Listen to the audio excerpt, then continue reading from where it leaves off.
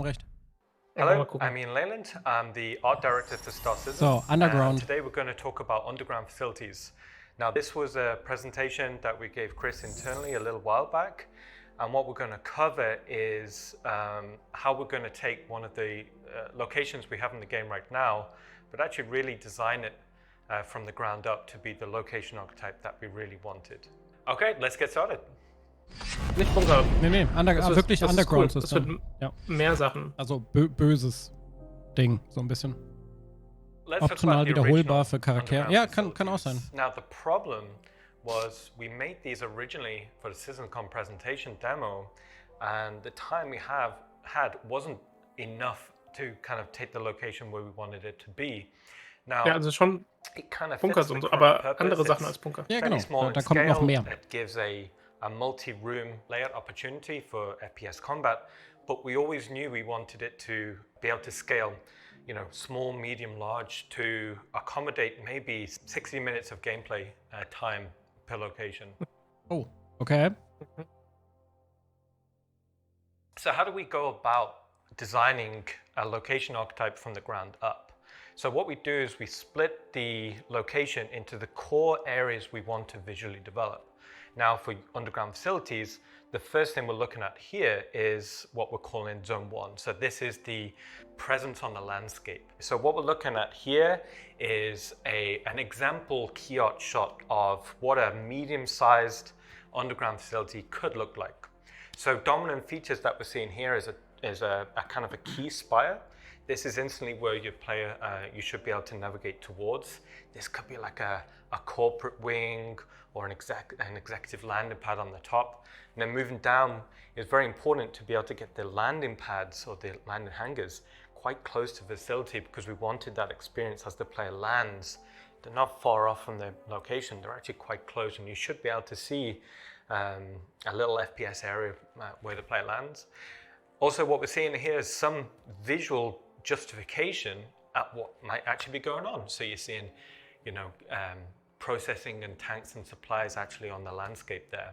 Now, what I was saying before about it being a kind of a much braver visual presence on a landscape, so we designed the silhouette primarily, so you'd be able to recognize these as a location to aim for. Also, what we're seeing here is we thought it'd be cool to actually have surface entrances as well. So we're actually thinking about primary, secondary, and tertiary ways for the player to get into these locations depending on the mission scenario.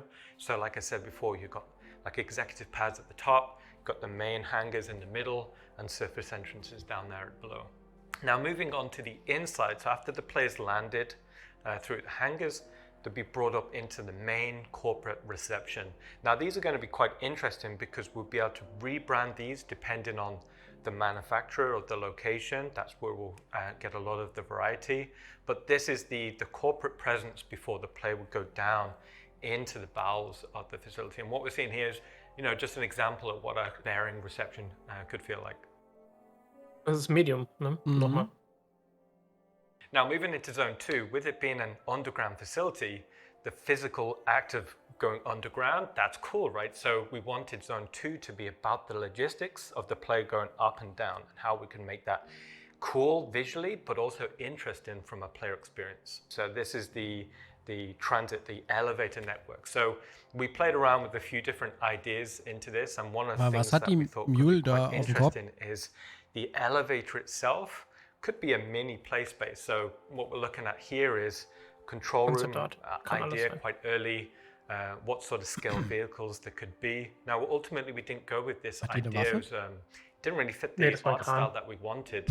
But it had some pretty interesting ideas. So what we landed on here is something that we felt quite comfortable with internally. Now, it's worth noting, we're designing these as an archetype first in a utilitarian art style. Alles klar, Mimi, danke. In the future, we'll expand out and do other art style variants. So what we're seeing here is the control room overlooking the main warehouse floor.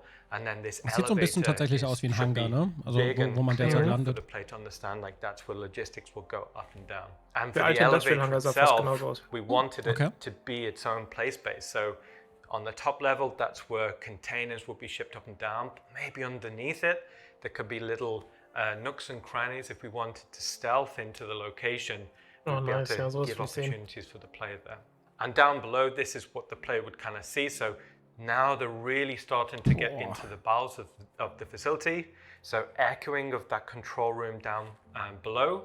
But also this is where we'll present the player with an opportunity to choose the area they want to go. Maybe cargo's to the left, maybe processing to the right, or maybe technicals up above. Part of that process of how we design is we look at things about from the player's point of view. So what we're seeing here is a pretty good indication about how the player would exfiltrate from the location. So a lot of the lines are leading towards the elevator because we want navigation to be as intuitive as possible. Also Elevator sind für die Raumschiffe in der Bengel drin, genau. Das sind, da stehen, wenn die Raumschiffe Moving on to zone 3, so this is the bowels of the facility. So these are going to be spaces that we've never really explored before. A lot of the locations in the game tend to be quite residential, but here we're going for something completely industrial. As a player, you want to feel like an ant almost to the location. The primary purpose is not for you to be walking around, so we dedicated spaces towards logistics, and we put kind of personnel walkways almost as a secondary element. So in this image, you're kind of seeing where, you know, big trucks could kind of go. Also da wird man eine Stunde sich drin aufhalten können. Ja, aber nochmal, das ist Medium. Ja. Bunker sind small, das ist Medium und large ist dann eine Stadt. Hast dann einen Tag zu tun. So here we're seeing the mule kind of coming and going on one of these walkways. You know, maybe there's elevators. Ja, genau, ich denke auch, dass viele Assets schon da sind. A ladder. So with all of these play spaces, as we were having fun and visually exploring, we always kept in mind of different ways for the player to traverse through the scene. Also, as part of that, we wanted to think about verticality. Was die sich für eine Mühe nur in der Art geben, ne? In Concept Arts geben. So maybe there's the concept of a cargo elevator within the corridor. So kind of similar to how you'd see on a das hier wird für alle FPS-Spieler so der Punkt sein, wo sie anfangen, das Spiel zu spielen. You could kind of see something very similar. Weil das kann auch, das Ding, was wir da gerade sehen, ne, kann auch so ein bisschen Theater of War wieder sein. So ein Ding defenden, etc. kann ich mir sehr, sehr gut vorstellen. So looking at this image, we took loads of inspiration from modern day aircraft carriers about how you see diese Cargo-Dinger, die auch in Horizon rumfahren. Genau. We thought this would already give tons of opportunity for not only cool visuals, but also ways in which Stell dir mal vor, du hast so eine Mission, wo du da rein musst, ums Cargo klauen, da laufen wirklich so Zivilisten auch rum. Das wird cool. Du darfst nicht gesehen werden, Assassin's Creed-mäßig. Das heißt, dass es dann auch andere Gänge geben wird und so. Corridor. Now, corridors in our game are quite important to us, but they don't necessarily have to be boring. Now, what we're seeing here is an establishment of a radial motif. Now, with this being subterranean, we wanted to always imply that there's a weight kind of pushing down. So this radial motif is the best load bearing. So as a design language, instantly was feeling quite right. Sehr geil. So in this traversal corridor, what we're seeing is a few different things. Clearly, there's a clear route for logistics. That's cool. But also on top of that, you've got these side routes, which is where personnel would go. Split hierarchy, so it would be pretty cool for FPS combat, you know, for opportunities there. And then leading in, underneath, you brauchen mehr Leute in der Orga. Route. Now, part of this could be this will 50 gegen 50 machen. Stealth route, or maybe this is the upper area is blocked off, so 20 Leute brauchst, um so eine Mission zu machen überhaupt. Even within something as a concept of a auf jeden Fall sehr viel Munition wie in Siege. Viele Medics. Ja, genau wie Siege. Okay, so what we're looking ist halt at here Siege Underground is so ein bisschen, ne? underbelly of that concept we just showed. So up above, dedicated towards logistics, maybe containers going through, shipping containers going through. But underneath here, maybe this is just more towards the processing of it. Maybe hydraulic cylinders for these elevators coming and going. Hierarchically, it's a different mood. So up above, it's cleaner, it's noisier, but down below, darker, more steamy. And again, that presents other opportunities for gameplay. Now, we can't have these corridors going on forever. Performance-wise, we'd never be able to draw it, and it wouldn't be the most entertaining for the player. So we came up with the idea of introducing these bulkheads. So these bulkheads are almost checkpoints. So it enables us to break that draw distance, but also enables us to break the rhythm of traversal. So from going from a corridor into an ops room or something like that, that's a way in which to kind of checkpoint the progress through the location. So inside these bulkheads, we could maybe array like ops rooms. Maybe these are scanning checkpoints to kind of monitor the movement of cargo to and from.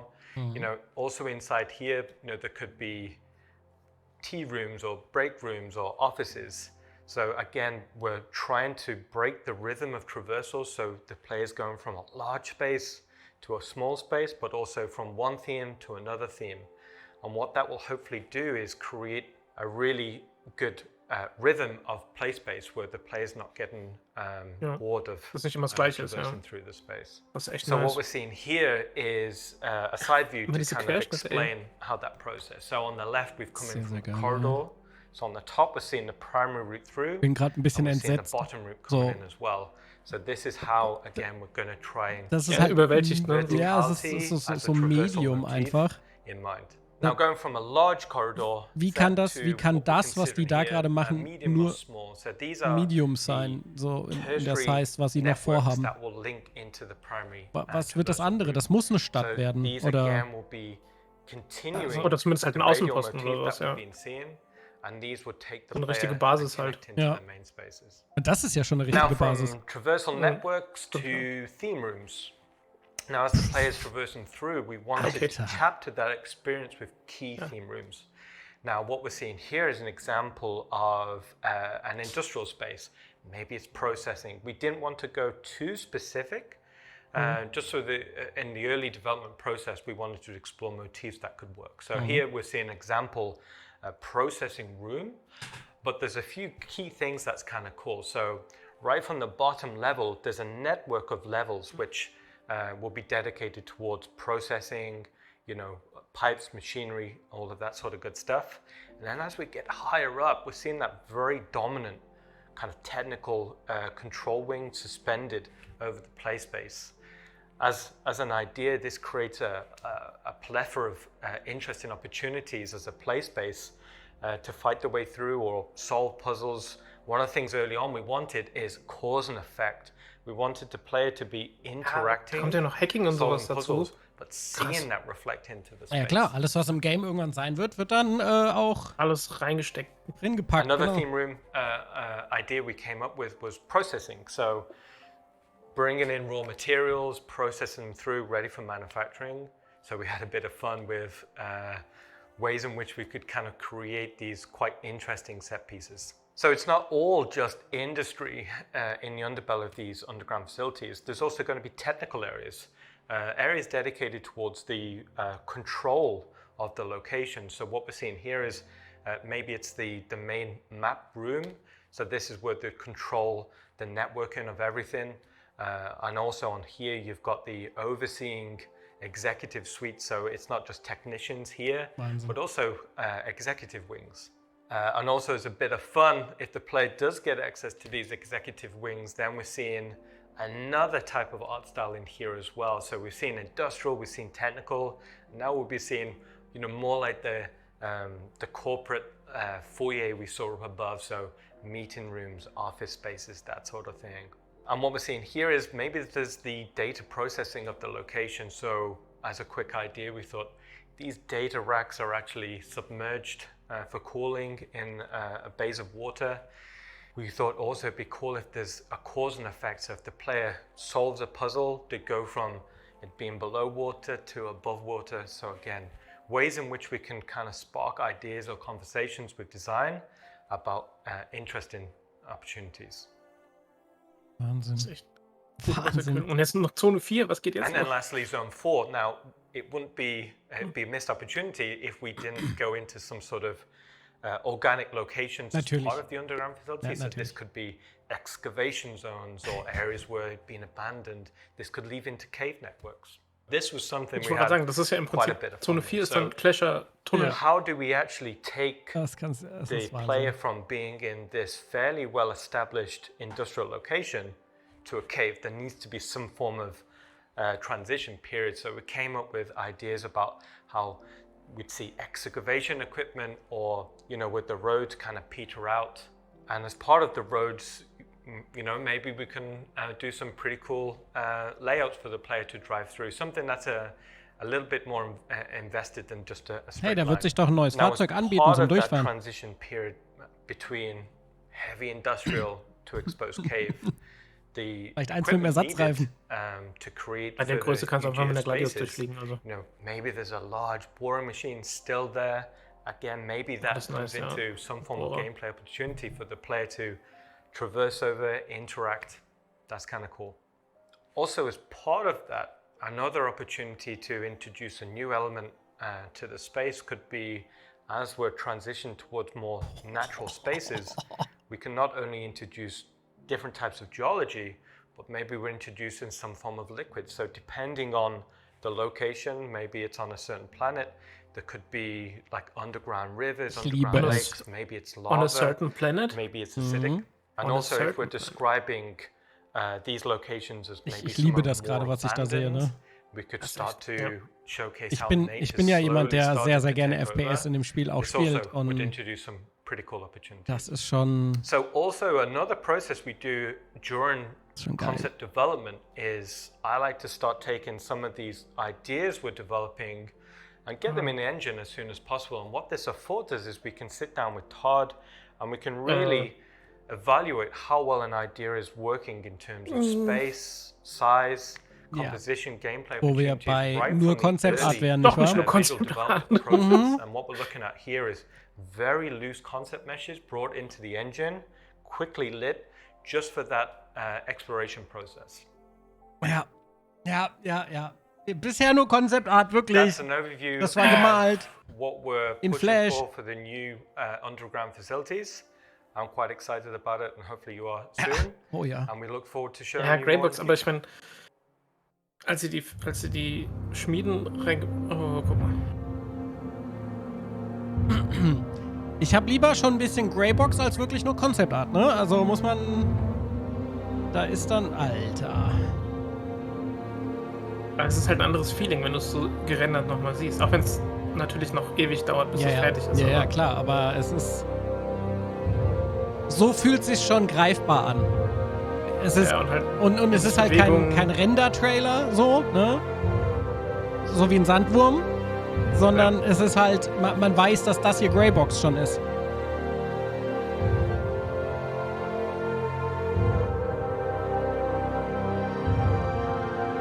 Ja, Marco, die werden bestimmt auch mit Compositing Bilder von 3D-Modellen da reingemacht haben. Aber es war halt nicht 3D gerendert, sondern dann ein Kompositbild. Und drüber gemalt oder so. Genau. Ich habe noch nie gesehen, dass Star Citizen 30.000 Zuschauer hat. Ja, so ein Scan, genau. Da musst du dich dann reinschleichen. Und wenn du dann rausgescannt wirst, musst du schnell wegrennen.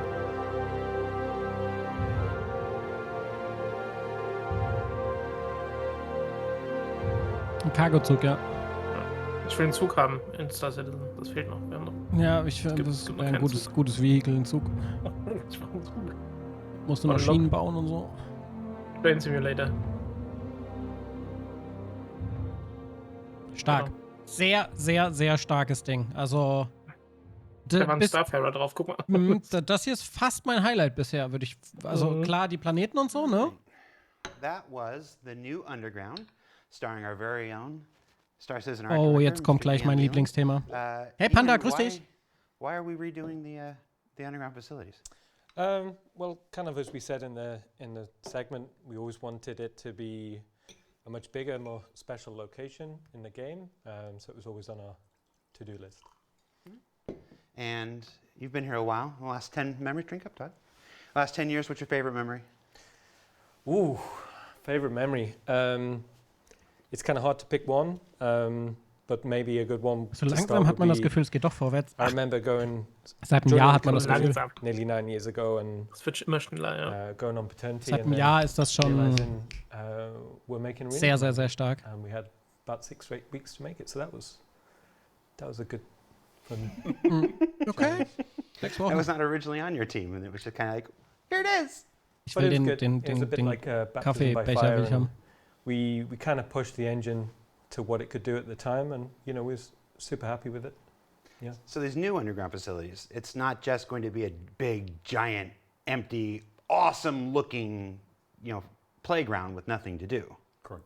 What are we going to be doing in these things? I mean, all of our mission verbs count. It's basically we want them to be a sandbox element. That players can go and explore, but whether it's sabotage or infiltrate or investigate or deliver boxes to, all these elements go into all the design elements. When we're thinking about this, when we're testing out rooms, like all the interaction aspects for it, puzzle elements. So basically, when the team's doing it, we're building it, but also implementing the different design elements into the room at the same time. And all those different theme rooms that you were talking about, open up all kinds of storytelling possibilities with the different companies and who knows what misadventures are going on. Exactly. 3 levels underneath the surface of Vila versus 4 levels underneath the surface of Pyro 2 and stuff. And these are coming to both the Stanton system and the Pyro system and wherever else afterwards. Ich glaube auch, dass Bunker dann ausgetauscht werden. Also manche Bunker werden weggemacht und dafür kommt so eine Facility dann dahin. Das macht ja auch Sinn. This one. Hi, everybody. Ansonsten drückst du irgendwann B, guckst auf den Planeten und hast 4000 Punkte, wo du hin kannst. Everybody that's a member of the Star Citizen community, you've got a registered account on the website, is getting a free digital goodies pack. It's available for all backers. It's got Francis, the party animal plushie, which I believe is a Finley with a fun hat, isn't it? Yeah. There's nobody here to answer me. A Falston jumpsuit, the Shubin edition, which is really cool. We don't have a lot of onesies in the clothing line, clothing-wise for the Precision Universe. And a grenade launcher, because giving everybody in the universe a grenade launcher, that's going to be fun. Saudumme Idee. We also got a Toby eye tracker contest going on. JRDF, our partners at JRDF are giving away Carrick, Freelancer, and Cyclone models. And the Halloween promotion is already live. And there's another Halloween contest where they're giving out some Caterpillars and Buccaneers. You can find out everything you need to know about that up on the robertspaceindustries.com website. And yes, I saw the chat going. I did comb my hair because while Brian was being messaged about one thing, I got messaged by my mom, who didn't like that I hadn't combed my hair. Hi, Mom. Oh, God. No. Ist gut, ey. Oh. All right, what's next, everybody? Up next is, it's one of the segments that I'm looking forward to most. It's our sleeper segment of the day, as far as I'm concerned. The need for multiple speeds with Rich Towler, and Yogi, and Jed, and Johnny, and Dave from the Flight Experience, Flight feature team. They keep changing their names as much as I do. They're going to talk about one of Star Citizen's oldest and most complex problems and the exciting new solution that they have for it. So check that out. Endlich kommen die Freelancer-Sachen rein.